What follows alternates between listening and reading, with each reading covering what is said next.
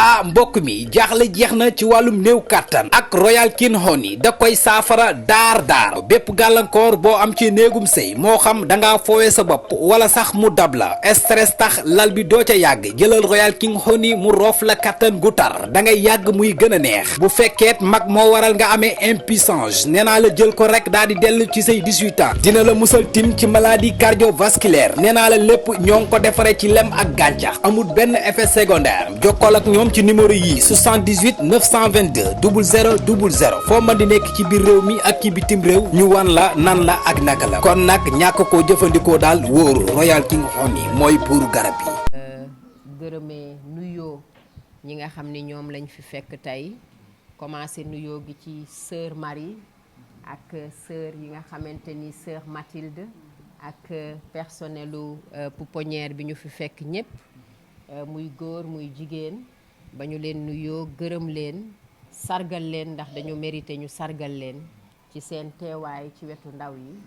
may xamale rek sama mbégte teew fii tey li nga xamante ni nag moo ñu fi indi tey dafa di rek bokk ci action yi nga xamante ni association bii di Lumière pour l'enfance Coumba Gawlo maanaam dolli leer ci ndaw ñi Coumba Gawlo daf koy faral di def fépp ci biir Sénégal li ko waral nag mooy tey ñu ñëw ci pouponnière bi raison yu bari la ndax d'abord dafa di ay ndaw ñoo fi nekk ñu di tout tànk te tout tànk moom dafa nekk koo xamante ni dañ ko war a suuxat ndax dafa mel ni garab gu nu ji war koo suuxat ngir mu war a mën a màgg nekk fa palaasam nekk te xale yi fi ñu ne tey boo dee xool bu lépp jaaroon yoon ñu ci bari du seen palaas mooy foyer yi ci seeni yaay ci seeni papa ci wetu seeni maam ci wetu seeni mbokk waaye nag loolu xëy na ñoom amuñu ko mais am nañ ko ci beneen fànn ci nu mu gën a neexee ndax sœur Marie ak sœur Mathilde ak ñi nga xam ni ñoo ànd ak ñoom di liggéey ci biir kër gi jox nañu xale yi affection bi nga xamante ni moo ci war ndax fii boo fi ñëwee gis xale yi gis ni xiifuñu rafle wuñu ñi ngi fo ñi ngi nekk ci condition yu neex loolu nag nekk loo xamante ni vraiment maa ngi leen ci félicité di leen ci encouragé di leen ci sargal ndax téye ngeen leen comme doom yu ngeen jur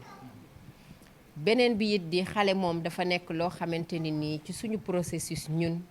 ak ci suñu dundin ci àdduna ñun ñëpp dañu cee jaar ndax tey man ni ma toll nii taxaw di wax tolloon naa ni xale boo xam ne nii moom kii moo ko mag donc moo gën a ndaw kii te bu ma tollee nii tey ba mën li may mën di wax fii ci seen kanam ba ñëw di taxawu xale yi dafa fekk ni am naa manit ca booba ay mag ñoo xamante ni nii ñoom ñoo ma taxaw muy samay waajur gannaaw kàttanu yàlla suñu boroom ba jox ma éducation bi ci war taxawuma taxawaay bi nga xamante ni moo ci war lége ma li nga xam ni moo ci war ni ma ko waxee léegi ba ma mën a taxaw fii tey te loolu nag ñun mooy suñu cër ci société bi te loolu la ñu war a def pour xale yi nga xamante ni nii yépp ñoo ne ci àdduna rawatina suñu réew mën a bokk ëllëg ci mag ñi nga xam ne ñoo teew tey mel ni yéen ba mën a am seen liggéey ba mën a commencer di développer Afrique ak di développer Sénégal don yi nga xamante ni nii nag indi nañ ko fii tey bokk na ci lu mel ni mënuñoo citer lépp rek lim lépp waaye tuuti rek xanaa ay eau de javel ay diwu yaram ay poudre ay désinfectant ay alcogel pour xale yi lépp loo xam ne rek bébé daf koy faral di soxla moom la ñu jël indi ko fii tey mooy visite bu njëkk boo xamante ni nag def nañ ko ci pouponnière bi waaye du doon visite bu mujj ma di leen ko xamal sœur Marie ak sœur Mathilde ndax gannaaw kër gi moom yàlla def na ñëw naa fi tey ba xam ko ba gis conditions yi ak ni mu tëddee dina ma gën a yokk sama xel ma xam bu ëllëgatee fii lan la ñu gën a encore soxlawaat voilà ba tax bu neexee yàlla fas yéene nañu lépp lu ñuy defati rek ñu boole ci kër gi waaw boole ko ci suñu kër yi ñëw jàppale leen taxawu leen voilà donc loolu daal mooy li nga xamante ne nii moom laa amoon lu ma ci bëgg a yokk ci voilà ci sunu kàllaama voilà sunu kàllaama di gërëm it sama équipe ci association Lumière pour l'enfance Coumba Gawlo ci seen liggéey bi ndax xam nga ñoom ñoo liggéey bi man dama ñëw rek taaralal leen seen bés seen association la di gërëm it presse bi nga xam ne ñoo ànd ak ñun ndax ñoom it wane nañu seen volonté ndax bi ñu leen waxee dañuy ñëw pouponnière bi mun naa ni ñoom ñëpp dañu doon njëkkante di ñëw te mun naa ni pour une fois sama jëmm nag andiwu leen xale yi leen indi pour wane seen affection ci xale yi wane ni ñoom it xale yi ñeewante nañ leen bëgg nañu xale yi safoo nañu leen te yéen it reconnaître nañ seen liggéey looloo waral ñoom ñëpp ñu mobiliser wu ñëw soutenir leen encourager leen voilà léegi nag action bi di xam ne ni action bu ñu fas yéenee def fépp ci Sénégal la incha allah pour taxawu lépp luy pouponnière muy action bu njëkk fii mais du bu ci yam ndax dañ ko fas yéene continuer sur l'étendue du territoire national voilà jërëjëf waaw.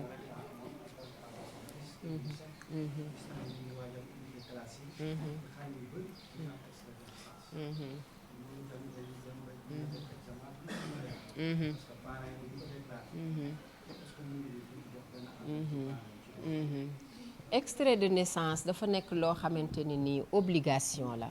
ndax identité la tey jii nit boo juddoo amoo kayitu juddu existé woo fenn kon nit boo juddoo da nga war a am kayitu juddu ndax kayitu juddu moo tax ñu xam fi nga soqee ko xam yaay kan mooy sa identité maanaam sinon da ngay nekk anonyme te nit warul a dund sous le coup de l'anonymat xamuñu may kan nit ki da nga war a am fierté sa doom bu juddoo ñu xam ne diw mooy baayam diw mooy ndeyam ci àdduna bi la juddu at mii la juddu nangami at la am pour ëllëg mu mën a am fierté am pièce d'identité bokk ci citoyen yi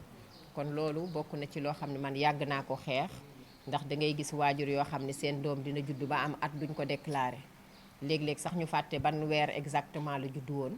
wala ñuy dem di wëri pour xool na ñuy defaraatee këyit yi loolu di indi ay problème yu bari ndax xale yi duñu jàng wala trop tard na pour ñu déclarer leen kon ñu ngi leen di xamal ne loolu obligation la pour xale parce que identité am la voilà te ku ko deful yaa ngi yàq sa identité doom voilà en fait la directrice de la pouponnière de Médina, sœur Mali, mesdames les sœurs, personnel de la pouponnière, mesdames, messieurs, chers invités en vos rangs et qualités respectifs, bonjour. La cérémonie qui nous réunit aujourd'hui remet l'enfant à la place qu'il n'aurait jamais dû quitter, à savoir le centre de nos préoccupations. L'association Lumière pour l'enfance Coumba Gawlo, dont je suis la présidente, a compris un tel enjeu et cette raison est celle pour laquelle elle a pris très tôt en considération cette frange fragile mais essentielle de la population. En effet, l'enfance nous rappelle les plus beaux moments de notre existence. De même, elle nous rassure, nous conforte dans l'idée qu'elle garantit à notre legs matériel comme immatériel une continuité au-delà de notre vie d'ici-bas. Oui, l'enfance constitue l'horizon vers lequel nous devons constamment braquer nos regards pour au moins deux bonnes raisons. La première est liée à notre obligation de rendre la bonne éducation reçue en son temps et qui aujourd'hui a fait de chacun d'entre nous ici présents ce que nous sommes. Je veux dire des personnes conscientes de leurs responsabilités et respectueuses de l'ordre établi. La deuxième raison, plus personnelle, a trait à notre destin. L'enfance est une véritable lumière, une lueur d'espoir sur laquelle l'on peut absolument compter. Et cette affirmation est loin d'être une utopie. La preuve, toute œuvre n'ayant pas pu être accomplie hier par les parents et tuteurs, en dépit de leurs multiples efforts, peut se réaliser demain et de la plus belle des manières grâce à la vaillance de nos dignes héritiers, mais si et seulement si ils y sont bien préparés. En remettant ces biens aux charmants pensionnaires de la pouponnière de Médina, l'association Lumière pour l'enfance Coumba Gawlo, dont je suis la présidente,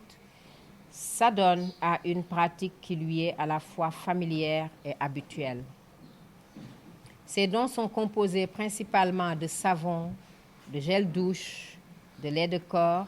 d'eau de Cologne, bref, tout produit apte à contribuer à l'amélioration du volet hygiénique des enfants, dont on sait combien il est si indispensable à leur épanouissement. De longue date,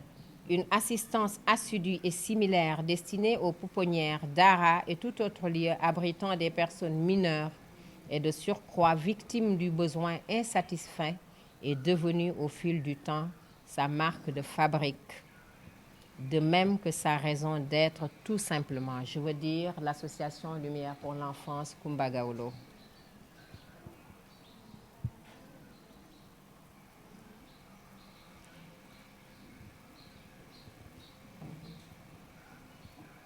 Dans ce cadre d'ailleurs, il est important de rappeler que toute l'étendue du territoire national est concernée par de tels actes de bienfaisance émanant de l'association Lumière pour l'enfance Coumba Gawlo. Je vous remercie. Xanaa wax ko rek tout votre staff. Je voudrais avant tout vous réitérer tous mes remerciements pour cet accueil chaleureux qui m'a été réservé ici et vous dire combien je suis à la fois très émue mais aussi très fière de me retrouver ici. Et je voudrais vraiment avant tout vous dire merci en mon nom propre, mais au nom de toutes les familles. Au nom de toutes les familles, parce que le travail que vous faites est un travail de mérite. Vous avez beaucoup de mérite. C'est un travail honorable. Hein, c'est très louable ce que vous êtes en train de faire. Vous donnez de votre vie à des démunis. Vous donnez de votre vie à des enfants. Vous donnez de votre vie à la vie, tout simplement. Et pour ça, vraiment, merci. Merci beaucoup. ñu ngi leen di àggali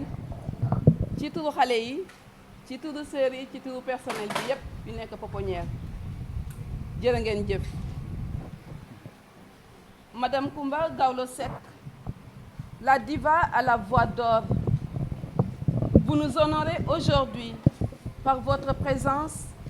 en ce lieu qui nous est très cher, qu'est la pouponnière des sœurs franciscaines missionnaires de Marie à la Médina. Nous vous souhaitons la bienvenue. Nous vous disons, Madame l'ambassadrice de l'UNICEF, ak sil ak jàmm say doom say mbokk say xarit ñu ngi lay àggali ak jàmm.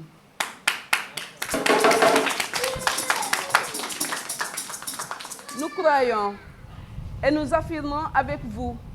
qu'il y a en cet acte que vous effectuez en ce matin du 20 septembre 2024 un point qui nous est commun, la défense de la cause des tout-petits, l'amour des enfants. Une cause si noble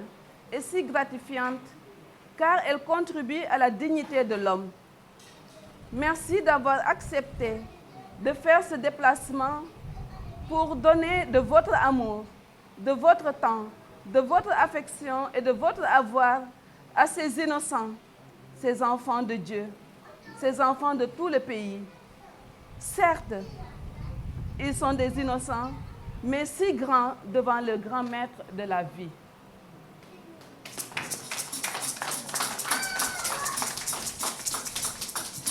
Cette pouponnière, inaugurée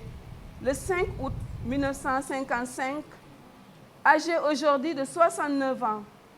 a abrité plus de 60 000 enfants en son sein, venant de tout horizon. Aujourd'hui, ils sont 89 enfants, âgés de 0 à 3 ans, dont 55 garçons, 34 filles, réparties comme suit: 14 orphelins, 20 abandonnés et 55 cas sociaux. La demande reste très élevée, très forte, malgré l'existence d'autres pouponnières.